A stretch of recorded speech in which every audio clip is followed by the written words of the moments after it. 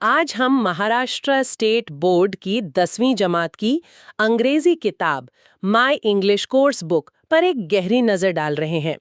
हमारे पास ये किताब मौजूद है और हम ये समझने की कोशिश करेंगे कि ये किताब तुलबा को अंग्रेजी सिखाने के लिए क्या तरीका इस्तेमाल करती है। मकसद सिर्फ ये नहीं देखना कि इसमें क्या है, बल्कि ये कैसे सोच और महारत बनाने की कोशिश करती है। बिल्कुल। ये सिर्फ एक किताब का जायजा नहीं है।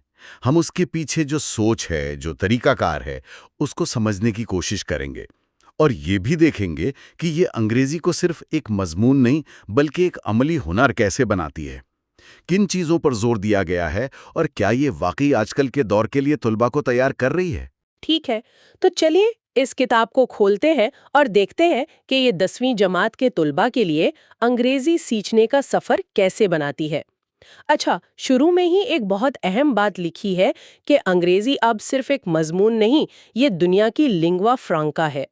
ये लिंग्वा फ्रांका, इसका मतलब क्या है और आज के तालिब इल्म के लिए ये कितना अहम है? जी, लिंगो फ्रांका का मतलब है वो जुबान जो मुख्तलिफ जुबानें बोलने वाले आपस में बातचीत के लिए इस्तेमाल करें। और आजकल आलमी सतह पर वो जुबान अंग्रेजी ही है। आप साइंस देखें, टेक्नोलॉजी, बिजनेस या मुल्कों के आपसी ताल्लुकात, हर जगह अंग्रेजी है। तो किताब का ये कहना बहुत अहम है। इससे तालिब इल्म को पता चलता है कि वो सिर्फ इम्तिहान के लिए नहीं पढ़ रहा।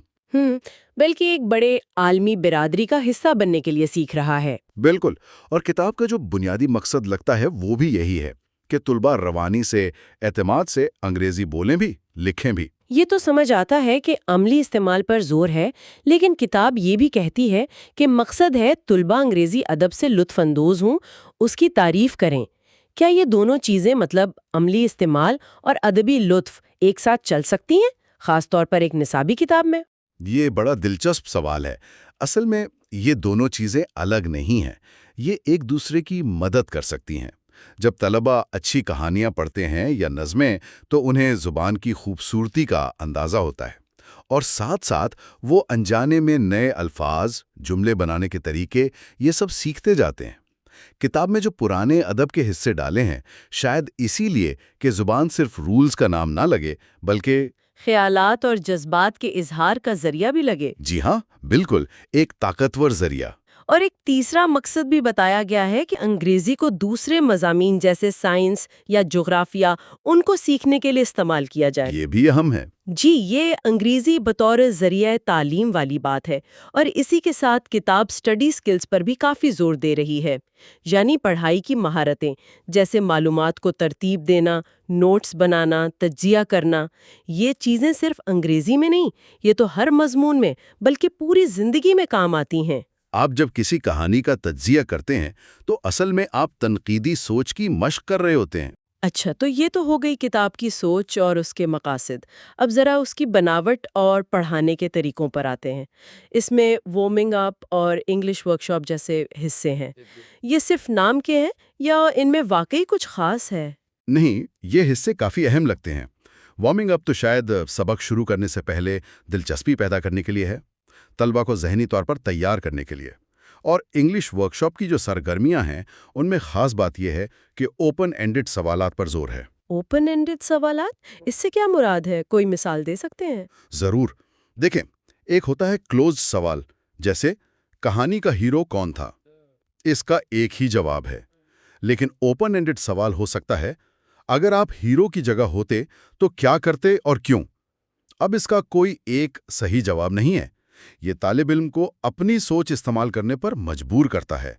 किताब में ये जो लिखा है ना कि तैयारशुदा जवाबात को डिस्करेज करना है, खास तौर पर जहां सोच विचार की जरूरत हो, वो इसीलिए है। मकसद रट्टा नहीं, सोचना सिखाना है। ये वाकई बहुत अच्छा नुक्ता है। अच्छा, और लैंग्वेज स्टडी यानी ग्रामर और अल्फाज, इसके बारे में क्या तरीका है? क्या वही पुराने तरीके से रूल्स रटवाना है? नहीं, ऐसा नहीं लगता। ग्रामर और अल्फाज की मशकें हैं तो ज़रूर, लेकिन ज़्यादा जोर पढ़ने और लिखने की सरगर्मियों के जरिए कम्युनिकेशन बेहतर बनाने पर है। एक दिलचस्प बात ये लिखी है कि नवी जमात की जो लैंग्वेज स्टडी थी, उसे सिर्फ रेफरेंस के तौर पर देखें, दोबारा मश्क ना करें। इससे लगता है कि वो ग्रामर को अलग से नहीं, बल्कि ज़ुबान के इस्तेमाल के साथ जोड़कर सिखाना चाहते हैं। اور ایک اور بات جو مجھے بڑی دلچسپ لگی وہ یہ کہ کتاب چاہتی ہے طلباء برائے راست انگریزی میں سوچیں۔ یہ تو بہت مشکل کام ہے، خاص طور پر ان بچوں کے لیے جن کے گھر یا ماحول میں انگریزی نہیں بولی جاتی۔ بالکل آسان نہیں ہے۔ مادری زبان سے ترجمہ کرنے کی عادت بہت پکی ہوتی ہے، لیکن اگر زبان پر صحیح معنوں میں عبور حاصل کرنا ہے تو براہ راست انگریزی میں سوچنے کی کوشش کرنی پڑتی ہے۔ شاید اسی لیے کتاب میں وہ QR کوڈز بھی دیے ہیں جن سے آڈیو ویڈیو مواد مل جاتا ہے۔ یہ سننے اور بولنے کی مشق کا ایک اور ذریعہ بن جاتا ہے جو شاید کلاس میں ہمیشہ نہ ملے۔ ہاں، یہ ٹیکنالوجی کا اچھا استعمال ہے، سننے کی صلاحیت بہتر ہو سکتی ہے۔ جی پر یہ جو ساخت اور پڑھانے کا طریقہ ہے، ان سے کون سی خاص مہارتیں یعنی کمپیٹنسیز پیدا کرنے کی کوشش کی جا رہی ہے؟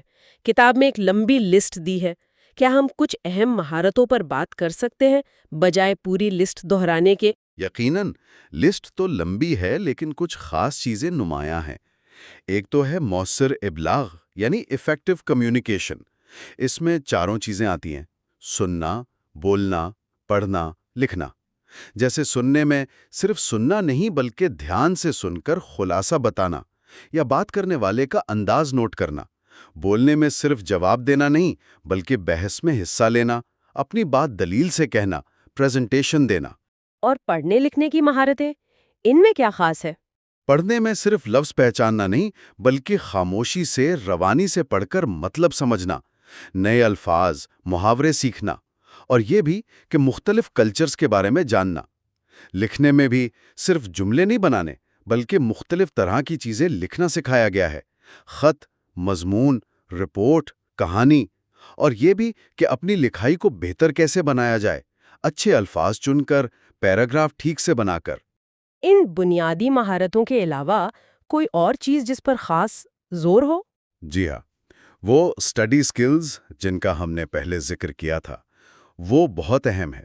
جیسے ڈکشنری یا انسائکلوپیڈیا کیسے استعمال کرنا ہے، نوٹس کیسے بنانے ہیں، چیزیں یاد کیسے رکھنی ہیں، یہ تو خود سے سیکھنے کی بنیاد ہیں۔ اور آج کل کے حساب سے ڈیجیٹل مہارتیں بھی ڈالی ہیں، جیسے آن لائن چیزیں سمجھداری سے استعمال کرنا، بلاگ لکھنا، کمپیوٹر سے پریزنٹیشن بنانا۔ اس سے پتہ چلتا ہے کہ کتاب صرف کلاس تک نہیں رہنا چاہتی۔ چلے اب ذرا کتاب کے اندر جو مواد ہے اس پر نظر ڈالتے ہیں۔ کہانیاں ہیں، نظمیں ہیں، کیا کچھ ایسی مثالیں ہیں جو کتاب کے مجموعی انداز کو سمجھاتی ہوں، بجائے اس کے کہ ہم ساری لسٹ پڑھیں؟ شاید ایک دو مثالیں۔ بالکل، کہانی میں کافی ویرائٹی ہے۔ ایک طرف دیکھیں تو an encounter of a special kind ہے۔ یہ ایک جانور، لنگور، اس کے ساتھ ہمدردی اور ایک عجیب سے رابطے کی کہانی ہے۔ یہ احساس اور مشاہدے کی بات کرتی ہے۔ دوسری طرف اسٹیفن ہاکنگ پر ایک باب ہے، این ایپیٹم آف کریج۔ یہ ہمت نہ ہارنے کی کہانی ہے، جسمانی معذوری کے باوجود اتنی بڑی کامیابی۔ تو یہ دونوں کہانیاں زبان تو سکھا رہی ہیں لیکن ساتھ میں اہم انسانی قدریں بھی بتا رہی ہیں: ہمدردی، حوصلہ۔ اچھا، یعنی کہانیاں صرف ٹائم پاس یا زبان سیکھنے کے لیے نہیں، ان کا ایک کردار سازی کا پہلو بھی ہے؟ جی ایسا ہی لگتا ہے۔ رسکن مونڈ کی کہانی ہے the boy who broke the bank. وہ افواہیں کیسے پھیلتی ہیں اس پر سبق ہے۔ بھولی کہانی ہے، وہ دکھاتی ہے کہ تعلیم کیسے ایک نظر انداز کی گئی لڑکی کی زندگی بدل دیتی ہے۔ تو مواد کا انتخاب صرف زبان نہیں سکھا رہا بلکہ سوچنے پر بھی مجبور کر رہا ہے، بہتر انسان بننے کی ترغیب دے رہا ہے۔ اور نظمیں، ان کے بارے میں کیا خیال ہے؟ کیا ان کا انتخاب بھی ایسا ہی سوچا سمجھا ہے؟ نظمیں تو اکثر بچوں کو مشکل لگتی ہیں۔ نظموں کا انتخاب بھی دلچسپ ہے۔ ایک طرف رڈیارڈ کپلنگ کی مشہور نظم اف ہے جو زندگی گزارنے کے اصول بتاتی ہے، باپ کی نصیحت ہے بیٹے۔ یہ تھوڑی سنجیدہ فلسفیانہ ہے۔ دوسری طرف سنیل شرما کی نظم ہے، ڈوگری زبان سے ترجمہ ہوئی، basketful of moonlight. اس میں ایک بچہ چاند سے روشنی مانگ رہا ہے تاکہ اس کا باپ جلدی گھر آ سکے۔ بہت سادہ، معصوم سی نظم ہے۔ تو یہاں بھی مختلف رنگ ہیں۔ اچھا، کیا ان نظموں کے ذریعے وہ شاعرانہ ٹیکنیکس، فگرز آف سپیچ، وہ بھی سکھائی جاتی ہیں؟ آپ نے ذکر کیا تھا، کیا آپ کسی ایک کی مثال دے سکتے ہیں کہ کتاب کیسے سمجھاتی ہوگی؟ جی ہاں، نظموں کے ساتھ ان فگرز آف سپیچ کی وضاحت اور مثالیں ہیں۔ جیسے امیجری ہے، یعنی ذہنی تصویر کشی۔ یہ وہ تکنیک ہے جس میں شاعر لفظوں سے آپ کے ذہن میں ایک تصویر بناتا ہے۔ جیسے رابرٹ فراسٹ کی نظم ہے، اسٹاپنگ بائی ووڈز۔ उसमें बर्फ से ढके जंगल का मंजर। किताब में शायद वो लाइनें देकर पूछा होगा कि इनसे क्या तस्वीर बनती है जहन में, या कौन से लफ्ज मदद कर रहे हैं। इसी तरह हाइपरबोली यानी मुबालगा आराई, या अपोस्ट्रोफी यानी किसी गैर मौजूद चीज से बात करना, उनकी भी मिसालें होंगी। मकसद ये है कि बच्चे नज्म को सिर्फ पढ़े नहीं, उसकी बनावट को भी समझें। ये तो हुई अदब की बात। अब जरा जुबान की बुनियादों पर वापस आते हैं। ग्रामर और अल्फाज, किताब इनसे कैसे डील करती है? जैसा पहले कहा, ग्रामर को अलग से नहीं पढ़ा रहे। टेंसेस हैं, पार्ट्स ऑफ स्पीच हैं, एक्टिव पैसिव, डायरेक्ट इनडायरेक्ट, ये सब अहम टॉपिक्स हैं। लेकिन इनकी मशकें अक्सर उसी मवाद से जुड़ी हैं जो बच्चे पढ़ रहे हैं। लेट्स रिट्रोस्पेक्ट जैसे सेक्शन में वो वर्ड ग्रिड जैसी दिलचस्प मशकें भी हैं, खेल खेल में सिखाने वाली। और वोकैब्युलरी यानी अल्फाज का ज़ख़ीरा बढ़ाने के लिए आपने होमोफोन्स और होमोग्राफ्स का जिक्र किया था। इनका फ़र्क आसान लफ्ज़ों में बता सकते हैं? जरूर। होमोफोन्स वो लफ्ज हैं जिनकी आवाज एक जैसी हो, लेकिन स्पेलिंग और मतलब फर्क हो। जैसे अंग्रेजी में सन और सन, उर्दू में जैसे अर्ज चौड़ाई और अर्ज जमीन। और होमोग्राफ्स वो हैं जिनकी स्पेलिंग एक हो लेकिन तलफ़ुज़ या माने फ़र्क हो सकते हैं। जैसे अंग्रेजी लफ्ज़ लीड, जो लेड भी है धात, और लीड भी रहनुमाई करना। इनकी मशकों से बच्चों को अल्फाज के बारीक फ़र्क समझ आते हैं, जो सही लिखने बोलने के लिए ज़रूरी है। इसके अलावा सिनोनिम्स, एंटोनिम्स, प्रीफिक्सेस, सफिक्सेस, इन सब से अल्फाज बनाने के तरीके भी हैं। ये सब तो इल्मी और अदबी महारतें हो गईं। क्या किताब में अमली ज़िंदगी में काम आने वाली चीज़ों पर भी ध्यान दिया है? जी हाँ, और ये किताब का एक और अच्छा पहलू है। लाइव इंग्लिश के नाम से सेक्शन खास इसीलिए है। इसमें एक मिसाल है फॉर्म भरना, यानी फॉर्म भरना सिखाने की। आजकल तो हर जगह फॉर्म भरने पड़ते हैं, दाखिले के लिए, नौकरी के लिए, ऑनलाइन चीज़ें खरीदने के लिए। ये तो बिल्कुल बुनियादी महारत है। फॉर्म भरना तो आसान लगता है, इसमें क्या खास सिखाया होगा? किताब सिर्फ ये नहीं बताती कि फॉर्म भरना कैसे है, बल्कि एहतियाती तदाबीर भी बताई हैं। जैसे साफ लिखना, सारी मालूमात पहले से इकट्ठी रखना, कागजात की कॉपियां तैयार रखना, और सबसे अहम, ऑनलाइन फॉर्म भरते वक्त सिक्योरिटी का ध्यान रखना। जैसे ये देखना कि वेबसाइट का एड्रेस HTTPS से शुरू हो रहा है या नहीं। वो S सिक्योरिटी के लिए होता है। ब्राउज़र में सब्ज़ ताले का निशान है या नहीं। और फिशिंग साइट से बचना। फिशिंग मतलब वो धोखे वाली वेबसाइट्स जो आपकी ज़ाती मालूमात चुराने की कोशिश करती हैं। ओह हाँ, पासवर्ड, क्रेडिट कार्ड नंबर वगैरह। जी, ये आजकल बहुत ही अहम मालूमात है। ये तो वाकई बहुत काम की चीज़ है। और आपने ब्लॉगिंग का भी जिक्र किया था। क्या किताब ब्लॉग लिखना भी सिखा रही है? जी, ब्लॉगिंग पर भी एक हिस्सा है। इसमें बताया है कि ब्लॉग क्या है, मतलब एक तरह की ऑनलाइन डायरी या वेबसाइट। आप अपने ख्यालात, खबरें, शौक, कुछ भी लिख सकते हैं। इसके मौज़ूआत क्या हो सकते हैं, इसकी किस्में क्या हैं, text blog, photo blog, video blog यानी वीलॉग। ये बच्चों को एक नए कम्युनिकेशन टूल से तो मिलवाता ही है, साथ में अपने ख्यालात को तरतीब से पेश करना और ऑनलाइन दुनिया में जिम्मेदारी से हिस्सा लेना भी सिखाता है। तो मजमूई तौर पर अगर हम इस किताब का खुलासा करें तो ये सिर्फ अंग्रेजी के रूल सिखाने वाली किताब नहीं लगती। ये काफी जामे कोशिश है। बिल्कुल। ये किताब ज़बान की महारत, अदब का ज़ौक़, तनक़ीदी सोच, पढ़ाई की महारतें और अमली ज़िंदगी के हुनर, इन सब को एक जगह लाने की कोशिश करती है। मुख्तलिफ़ किस्म का मवाद है, दिलचस्प सरगर्मियाँ हैं, टेक्नोलॉजी का इस्तेमाल है, जैसे वो QR कोड्स। ये सब मिलकर अंग्रेज़ी सीखने को सिर्फ एक मजबूरी नहीं, बल्कि एक बामानी और शायद दिलचस्प तजुर्बा बनाने की कोशिश करते हैं। और ख़ुद से सीखने और मसले हल करने पर जो ज़ोर है, वो भी बहुत अहम है। इस सारी बातचीत के बाद एक सवाल जहन में आता है। ये जो निसाबी किताबें हैं, जैसे ये माय इंग्लिश कोर्स बुक, ये ज़ाहिर है बच्चों की तालीम में बहुत अहम है।